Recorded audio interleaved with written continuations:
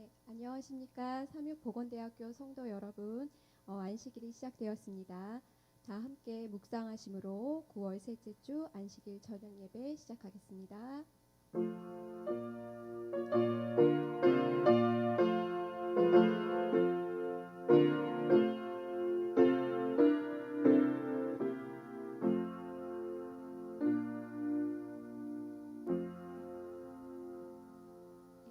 첫 찬미 107장 오 신실하신 주 내 아버지여 함께 부르시겠습니다.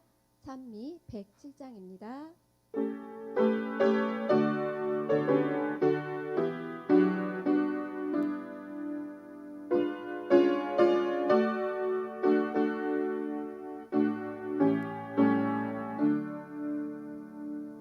오 신실하신 주 내 아버지여 늘 함께 계시니 두려움없네.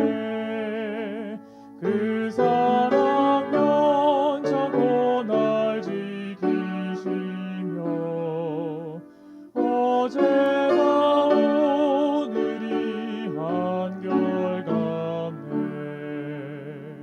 오 신실하신 주, 오 신실하신 주, 날마다 자비를 베푸시며 일용할 모든 것 내려주시니 오 신실하신 주 나의 구주. 봄철과 또 여름 가을과 겨울 해와 달 별들도 다 주의 것 만물이 하나로 드러낸 증거 신실한 주 사랑 나타내네.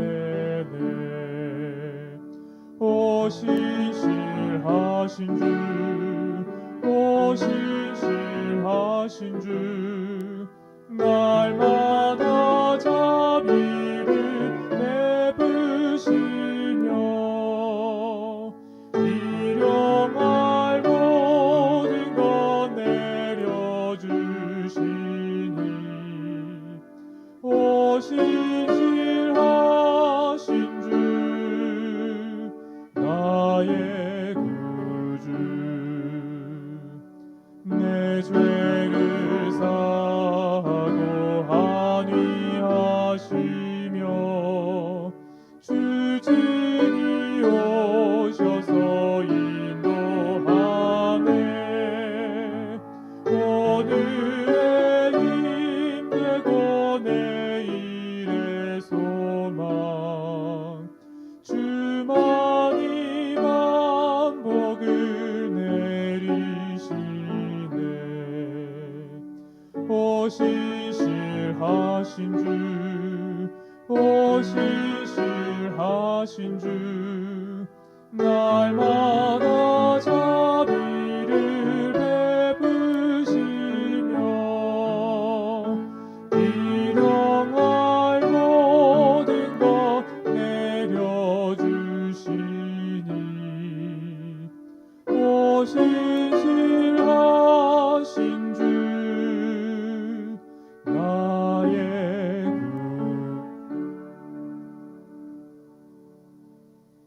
하늘에 계신 아버지 하나님, 지난 엿새 동안 바쁜 일상을 보내고 마음의 짐들을 내려놓고 한 주간 쉼을 위하여 저희에게 이 안식일이 시작되게 하심에 감사드립니다. 더운 여름에서 계절이 바뀌어 가을의 길목에 들어섰습니다. 오늘 단에 세우신 조진호 목사님을 통해 이 함께하여 주시고 이 시간 은혜 받는 시간 되게 하여 주시옵소서. 지금 코로나19로 인하여 전국에 그리고 세계적으로 많은 사람들의 마음이 무겁습니다. 저희 같은 곳에서 예배하지 못하나 각자의 처소에서 각자의 사정으로 인하여 이 시간 모두 함께 하고 있으며 축복하여 주시고 저희에게 짊어진 삶의 무게가 무거울 때 이 혼란스러운 마음을 다스리는 것이 내가 아니라 주님을 의지하며 이겨낼 수 있는 저희 근간의 버팀목이 되게 하여 주시옵소서. 오늘 하루 주님께 맡기오며 예수님의 이름으로 기도드립니다. 아멘. 두 번째 찬미는 찬미 526장 나의 영원하신 기업, 찬미 526장 다 같이 부르시겠습니다.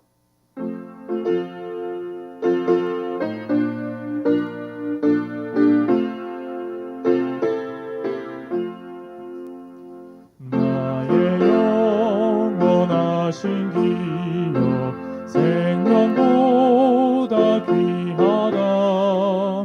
나의 갈 길 다가도록 나와 동행하소서. 주께로 가까이 주께로 가오니 나의 갈 길 다가도록 나와 동행하소서. 세상 부귀 아닐 함과 명성 원치 않으며 즐겨 고난 길 가도록 나와 동행하소서. 주께로 가까이 주께로 가오니 나의 갈 길 다가도록 나와 동행하소서. 모든 골짜기를 가며 험한 바다 지나서 영원한 저 천국 은혜 주와 들어가겠네. 주께로 가까이 주께로 가오니 나의 갈 길 다가도록 나와 동행하소서.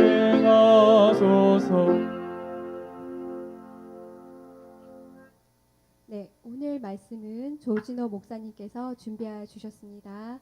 이 시간 은혜 받는 시간 되십시오.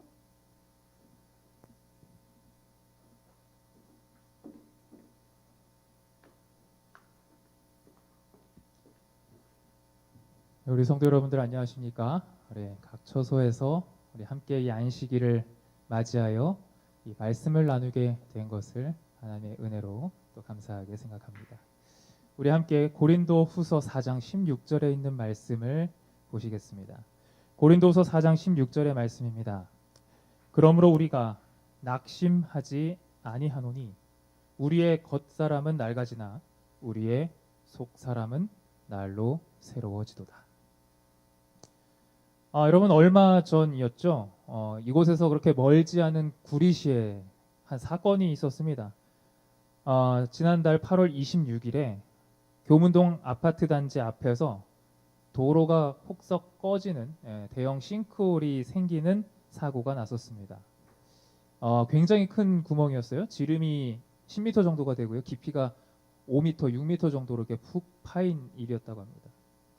CCTV를 확인해 보면 불과 몇 초 전에 큰 버스가 시내버스가 거기를 지나가는 장면이 찍혔어요. 지나가고 불과 한 5초, 10초 사이에 이 땅이 꺼지는 화면이 뉴스에 나오기도 했습니다. 여러분 이런 구멍을 보통 싱크홀이라고 하죠. 여러분 다 아시는 대로 대형 함몰 웅덩이라고 이야기합니다. 이런 것이 왜 생기는가? 요즘 들어서 이런 것이 왜 자꾸 이렇게 생기는가? 이 사람들이 이 원인을 파악해 보면 대략은 이렇다고 합니다. 바닥 아래, 땅 아래 지하수가 있는데 이 지하수 지역이 하도 이제 지하수를 빼니까 이것이 고갈이 되고 거기에 빈 공간이 생기면서 그 그 속이 빈 상태에서 위에 도로가 꺼져버리고 땅이 꺼져버리는 일이 일어난다는 거죠. 뭐 이번 구리시에서의 일은 뭐 지하수의 문제만은 아닌 것 같습니다. 물론 다른 원인이 있겠지만 지금 현재는 원인이 무엇인지 잘 알지 못하는 상황이라고 하지만 어쨌거나 중요한 것은 그 아래 무엇인가가 비었기 때문에 위에 멀쩡해 보이는 것이 무너져 내린 것이죠. 여러분, 겨울에는 또 어떤 일이 많이 일어납니까? 눈이 많이 내리면 이런 일들이 일어나죠. 비닐하우스 위에 이 눈이 쌓여가지고 하우스가 다 폭삭 주저앉는 일들도 일어납니다. 원인이 무엇입니까? 그것도 마찬가지예요. 지붕에 쌓인 그 눈이 너무 무겁기 때문에 그 하중을 견디지 못하고 속이 비어있는 하우스가 물론 철골로 된 구조이지만 그것이 그냥 주저앉아 버리는 것입니다. 속이 비어있는 상태에서 주저앉고 꺼져버린다고 하는 공통점이 다 있는 것이죠. 여러분, 그런데 이 세상에서 땅만 꺼지는 게 아니고 집만 꺼지는 게 아닙니다. 사람도 꺼집니다.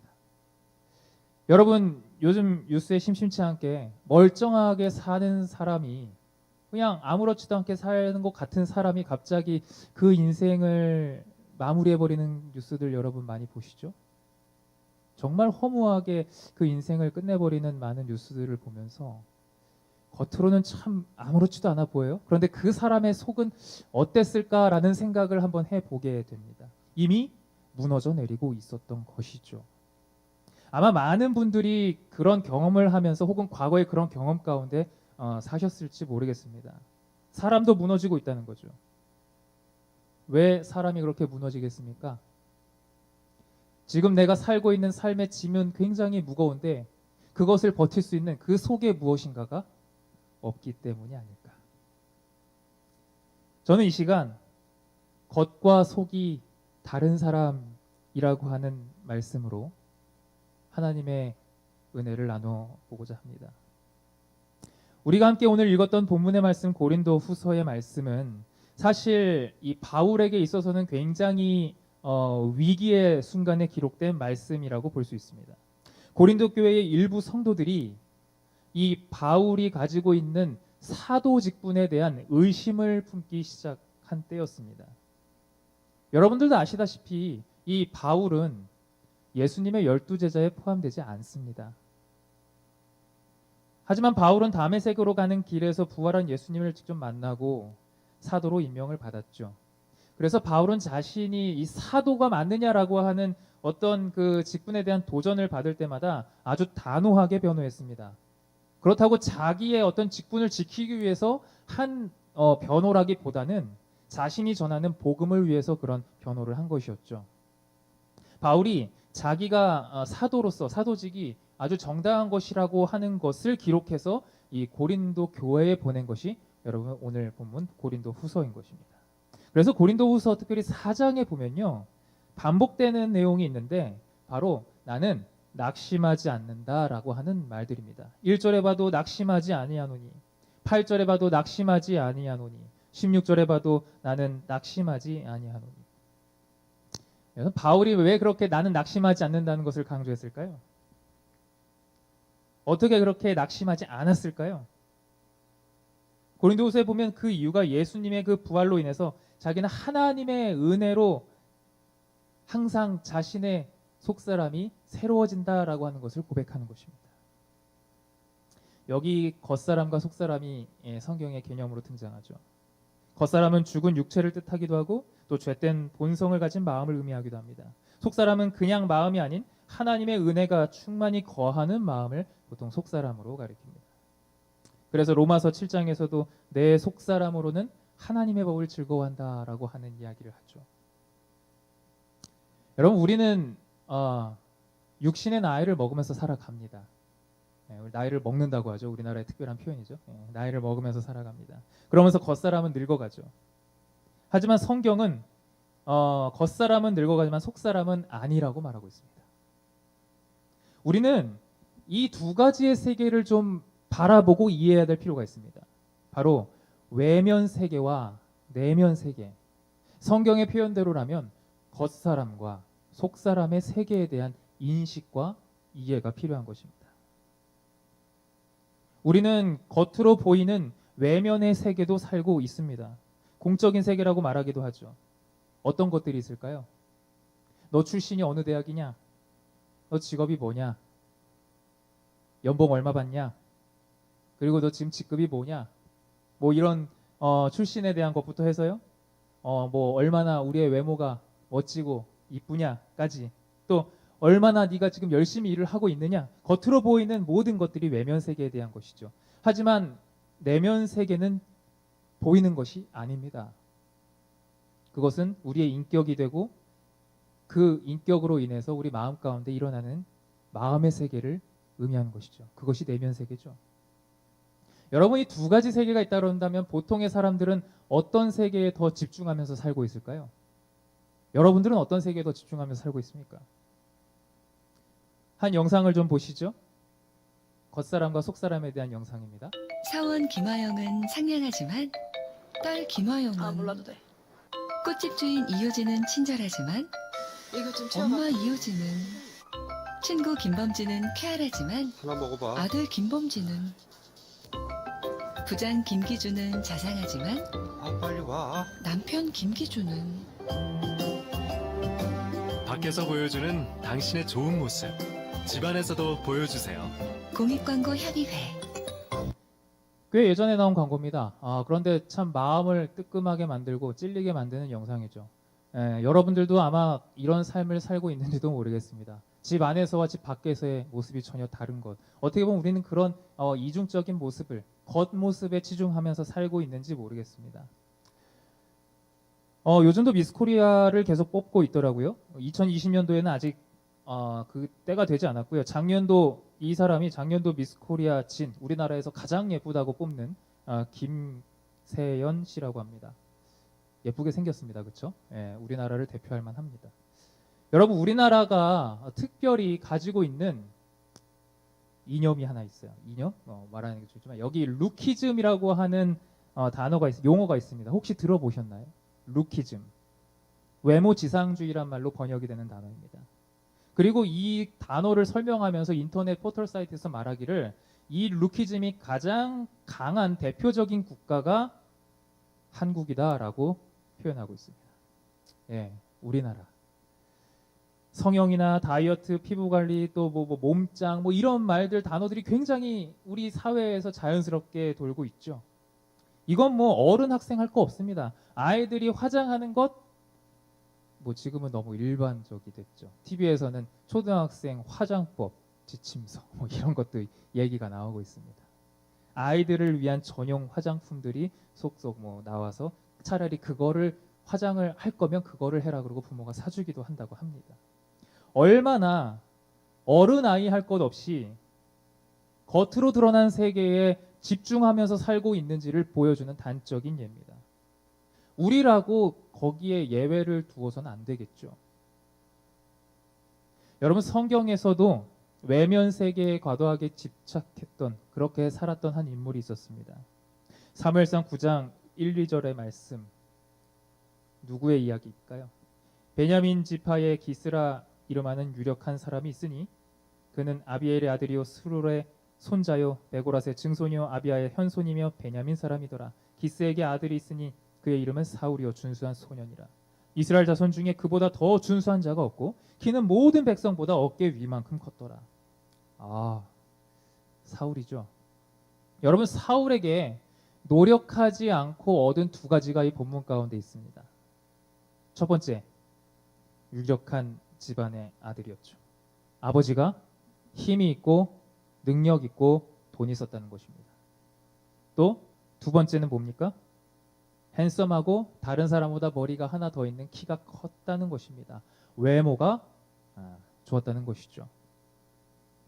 사실 요즘은 이 두 가지, 그죠? 좋은 배경 그리고 좋은 외모, 이 두 가지를 다 가졌습니다. 1등 신랑감인 거죠. 게다가 사울은 스스로 자신이 대선에 출마하지도 않았는데 이스라엘의 왕이 됐습니다. 여러분, 이런 사울의 인생을 한번 보시죠. 좋은 배경과 핸섬함과 또 왕이라고 하는 권력까지, 모든 것들이 이 사울의 삶을 행복으로 이끄는 것만 같았습니다. 그런데 사울이 행복했나요? 그랬던 것 같지는 않습니다. 왕이 되고 얼마 되지 않아 사울은 다윗을 정치적인 적으로 간주하고 경쟁하기 시작하죠. 일이 뜻대로 되지 않을 때는 그 감정을 폭발시켰습니다. 폭력을 행사했습니다. 그렇게 폭발하고 폭력을 행사한 뒤에는 또 어땠느냐? 막 후회를 합니다. 자기 연민에 빠집니다. 꼭 조울증 걸린 사람처럼 말이죠.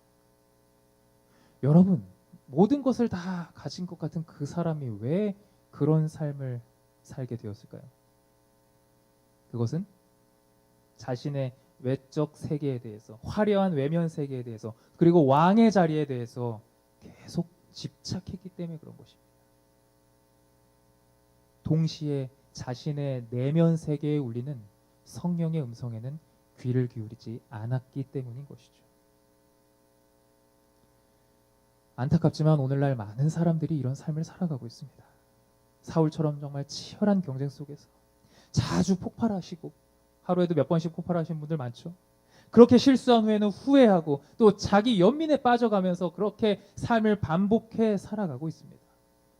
내면 세계에는 소홀함을 가진 채 겉모습만 어떻게든 꾸며가며 집착하며 살아가는 모습이 많은 것이죠. 네, 경쟁사회 가운데 살아남기 위해서, 더 나은 삶을 살기 위해서 우리는 아침부터 저녁까지 아마 열심히 일할 것입니다. 그 외면 세계를 위해 정확히 말하면 쫓아다닐 것입니다. 사람이 그 겉으로 보이는 일들을 잘 관리하지 않으면 당장 문제가 생기죠. 맞습니다.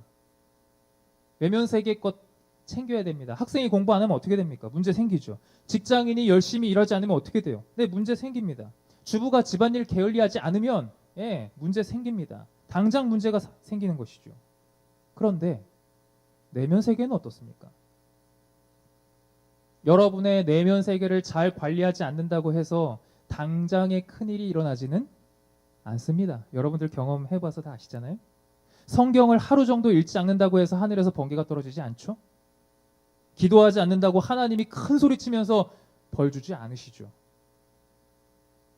그래서 사실 그랬기 때문에 우리의 내면 세계는 자주 무시되어 왔는지 모르겠습니다.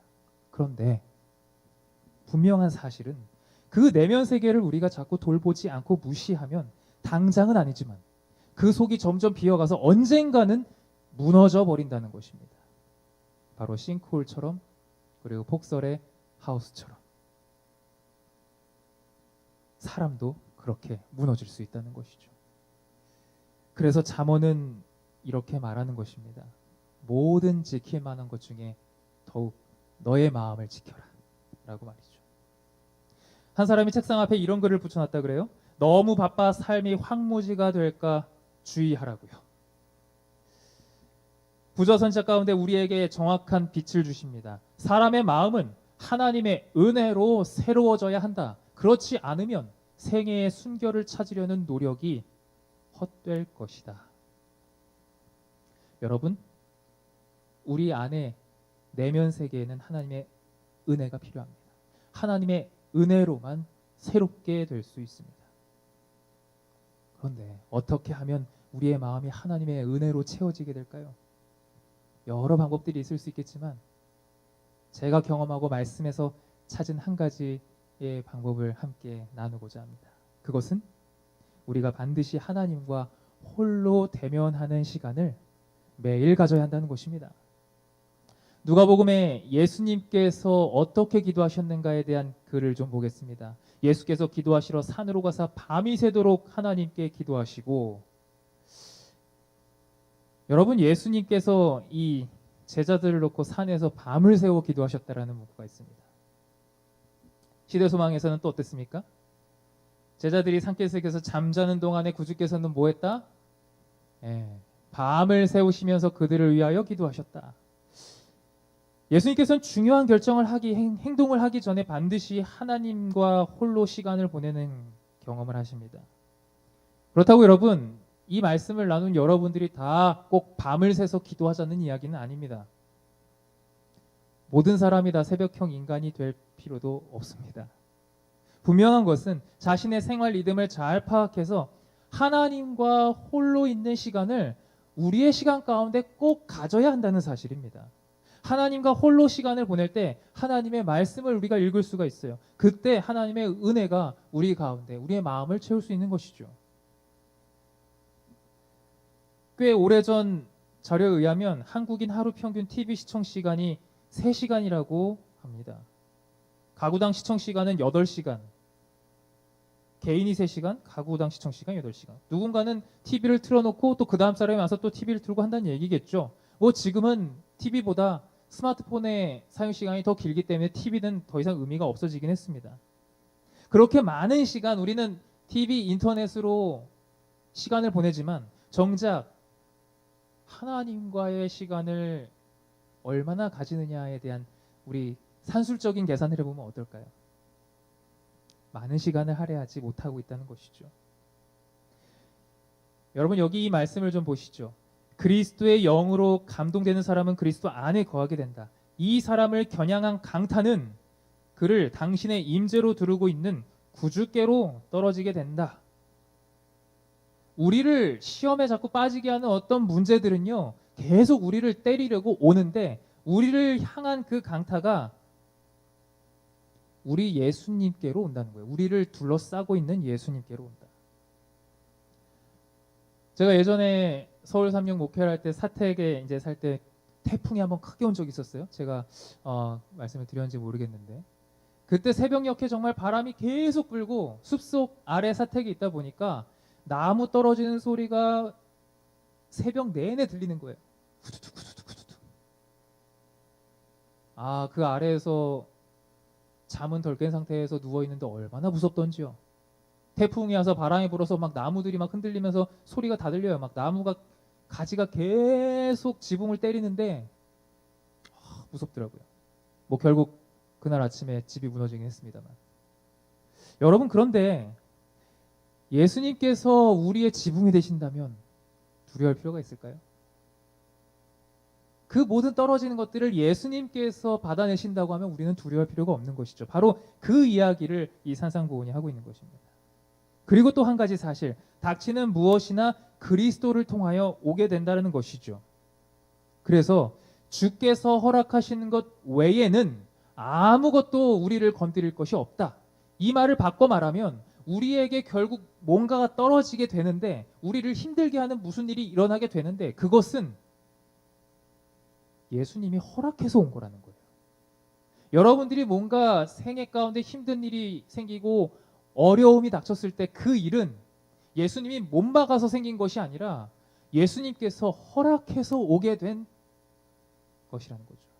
그리고 결국 그것은 합력하여 선을 이루게 될 거라는 거예요. 얼마나 은혜가 되는 말씀입니까? 우리에게 이미 도착한 어떤 시험거리는 예수님께서 허락했다는 것이고 그 허락은 결국 우리의 유익을 위해서 허락하셨다. 여러분 이런 말씀들을 우리는 매일 듣고 살아야 합니다. 하나님 앞에서 성경 말씀과 예언의 신과 경건의 이 서적들을 우리가 규칙적으로 읽으면서 하나님의 은혜를 경험해야 되는 것이죠. 그때 우리의 속사람이 새롭게 되는 것입니다. 제가 예전에 신학과 공부를 할 때 우리 교단은 아니지만 천주교 신학과, 천주교에도 신학과가 있겠죠. 가톨릭 신학교에서 사제가 되려고 공부하는 신학생들의 생활에 대한 프로그램을 찍은 것을 보여줬어요. 이 영혼과 하루라고 하는 프로그램이었는데요. 150년 만에 공개, 가톨릭 신학교 뭐 이런 내용이 있었어요. 그 신학생들이 어떤 생활을 하는지를 보여주는 것인데요. 휴일을 포함해 오전 6시면 일어납니다. 그리고 씻고 준비해서 6시 30분에 성당에 가요. 그 6시 30분부터 뭐 하냐? 7시 15분까지 아침 기도를 합니다. 그리고 7시 15분 아침 기도 끝나면 뭐 할까요? 미사를 드립니다. 또 예배를 드리는 거죠. 이제 그럼 8시 끝나면 이제 그때부터 이제 식사를 하고 뭘 하겠죠? 그리고 또 12시 반에 또 모입니다. 12시 반에서 12시 45분, 15분간 우리가 보통 이제 생각하는 정오의 기도 같은 걸 양심 성찰이라고 하는 걸 또 하죠. 그리고 오후 5시 30분부터 6시까지는 또 성체 조배라고 하는 또 예배 시간을 또 갖습니다. 그리고 오후 7시 15분에 묵주 기도를 하면서 그 캠퍼스를 다 돈다고 그래요. 그리고 그 묵주 기도가 7시 30분까지 하고 저녁 기도를 다 마치고 8시쯤 되면 침묵에 들어간다. 대침묵. 이런 생활을 계속하는 거예요. 그렇게 캠퍼스에서 7년을 보낸답니다. 그리고 군대에서 2년, 또 빈민가에서의 봉사를 의무적으로 1년을 한 뒤에 10년 만에 사제 서품을 받는다고 해요. 이 영상을 보고 굉장한 도전을 받았습니다. 물론 우리와 교리가 다르고 믿는 바가 다르지만 그 열정만큼은 하나님을 만나기 위해서 정말 열심을 다하는 그 열정만큼은 본받아야겠다. 그 마음은 배울 필요가 있구나라는 생각을 해봤어요. 우리는 하루 동안 얼마나 하나님과 대면하는 시간을 갖는지요. 우리가 하루 동안 얼마나 많은 말들을 하고 있는지요. 가능하면 일정 시간을 구별해서 하나님 앞에서 침묵할 필요가 있습니다. 그때 우리는 우리 자신을 더 진지하게 돌아보고 하나님의 음성을 듣게 되는 것이죠. 그때 우리의 속사람이 새로워질 수 있는 것입니다. 하나님과 홀로 시간을 보낼 때 우리는 안식을 얻을 수 있습니다. 영국의 정치인이었던 이 윌리엄 윌버포스라고 하는 사람이 있습니다. 19세기 초 영국의 하원 의원이었다고 해요. 이 사람은 하나님을 아주 신실히 믿는 크리스천이었답니다. 그가 한 일은 20년 동안 노예제도가 불법이라고 하는 사실을 정말 정치 그 법안을 통과시키기 위해서 열심히 노력을 했다 그래요. 그게 결국은 20년 만에 노예 불법화 법안을 통과시킨 인물이라 그래요. 그래서 이제 그렇게 정치인으로 잘 나가고 아주 고위층의 이제 정치인으로 이렇게 내각으로 선출이 될 거다 하는 소문이 막 돌았죠. 그 사람 당사자도 그렇게 되고 싶어 했어요. 그 야망이 막 이렇게 올라가는 것이죠. 그런데 그렇게 야망이 막 올라갔을 그 순간의 일기에 그가 이런 내용을 기록했다 그래요. 신앙적인 일과 휴식할 날을 주신 하나님께 찬양을 드립니다. 이날에 땅의 것들이 본래의 크기로 돌아가고 내 야망도 줄어듭니다. 비록 이 사람이 말하는 이 날은 일요일이지만 그는 그 날에 하나님과 시간을 보내며 잘못된 마음을 고침받았다라고 고백했습니다. 여러분, 우리 안식일이 지금 시작되는 시간이죠. 여러분들은 안식일을 어떻게 보내고 계십니까? 일주일 동안 하나님과 홀로 대면하는 시간을 갖지 못했다면 이 안식일에 그러한 시간을 가져보시길 바랍니다. 조용히 시간을 만들어 지난 일주일을 되돌아보며 하나님을 찾으시길 바랍니다. 세상 어떻게 보면 욕망과 야망으로 뜨거워졌던 내 마음이 식어지고 오히려 내 냉랭했던 마음이 뜨거워지는 경험을 이 안식일을 통해서 해보지 않으시겠습니까? 그때 우리의 속사람은 새로워지게 되는 것입니다. 만약 침례 요한이 자신을 메시아라고 주장했다면 아마 수많은 사람들이 그를 따랐을 것입니다. 그만큼 요한은 인기가 많은 사람이었고 또 사람들의 주목을 받았죠.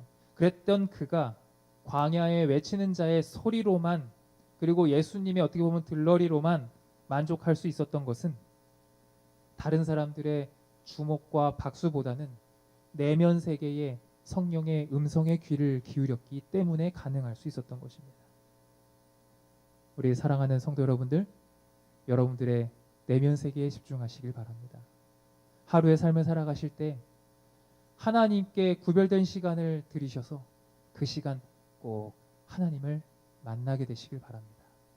하루라도 그 일을 하지 않으면 마음이 무너질 것 같은 그런 애타는 마음으로 하루하루 여러분들의 속사람을 강건하게 만드는 삶을 사시길 주님의 이름으로 축원드리며 말씀을 마치겠습니다. 기도하시겠습니다. 거룩하신 아버지 하나님, 우리의 삶 가운데 말씀의 빛을 허락하시고 또 우리와 친히 동행하심으로 그 말씀들을 경험하게 해주시니 감사드립니다. 이 시간 우리의 속사람을 되돌아봅니다. 바쁘게 사는 일상 가운데 혹 우리의 마음 가운데 우리의 내면 세계가 무너지고 있지는 않은지요. 우리의 인생이 덧없다 하는 때가 오기 전에 주님 오시기 전에 우리의 속사람을 강건케 하는 삶을 살길 원하오니 우리를 영적으로 깨워주시고 이 마지막 때를 분별할 수 있는 영적인 분별력을 허락하여 주시옵소서. 그리하여 우리의 내면 세계, 우리의 속사람을 정말 강건하게 유지함으로 인하여 주님 오시는 그날을 참으로 기쁘고도 건강하게 준비할 수 있도록 우리 모두에게 복을 허락하여 주시옵소서.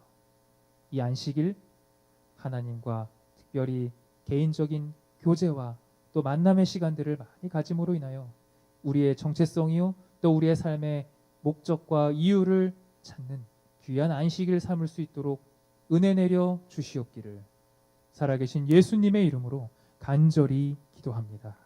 아멘.